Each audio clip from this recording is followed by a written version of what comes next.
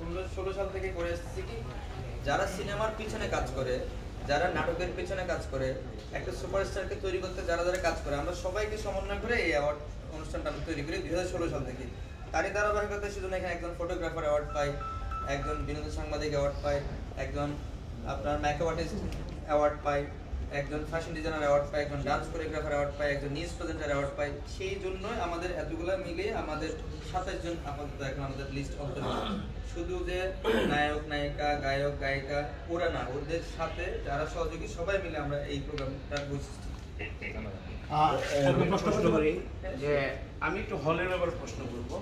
আপনারা যে Crowne Plaza হোটেলে যে অনুষ্ঠানটা করতেছেন যে হলটার ভিতরে, ওখানে কতজন লোক আপনারা এক্সপেক্ট করতেছেন, ক্যাপাসিটিটা কতজন, এবং আপনারা কয়টার মধ্যে অনুষ্ঠানটা আরম্ভ করবেন, এবং এই যে প্রথমবারের মতন আরব আমিরাতে যে অনুষ্ঠানটা করছেন এখানে আমাদের যে বাংলাদেশি ব্যবসায়ী আছে, ভাই বোনরা আছে, আপনারা কেমন সাড়া পেয়েছেন? আলহামদুলিল্লাহ, আমরা আসলে এই দুবাইয়ের ম্যাক্সিমাম যে ইউনিটি কমিউনিটি বিজনেস লিডার বলেন, কনসার্ট থেকে বলে, আমরা প্রত্যেক শ্রেণীর মানুষকে কিন্তু আমরা পেয়েছি আমাদের এই প্রোগ্রামের সাথে অতপ্রতভাবে তারা সবাই জড়িত আছে। এরপরও তাদের শুভাকাঙ্ক্ষীরা, তাদের আত্মীয় স্বজনরা, তাদের ফ্যামিলিরা অবশ্যই এখানে আসবে।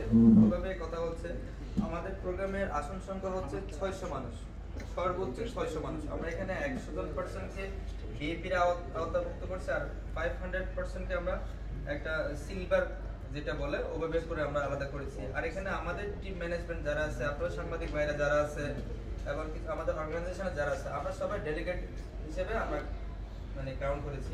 আমরা বসবো না, আমরা আমাদের মধ্যে কাজে থাকবো। তো সেই ক্ষেত্রে আমাদের সর্বোচ্চ আসন সংখ্যা 600।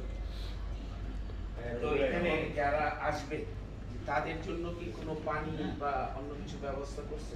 তো পানিটা হয়তো লাগবে, হয়তো এটা আমি জবাব দিই। সেটা হচ্ছে আমরা চেয়েছিলাম এটা বাইরে থেকে নিশ্চিত করার জন্য একটা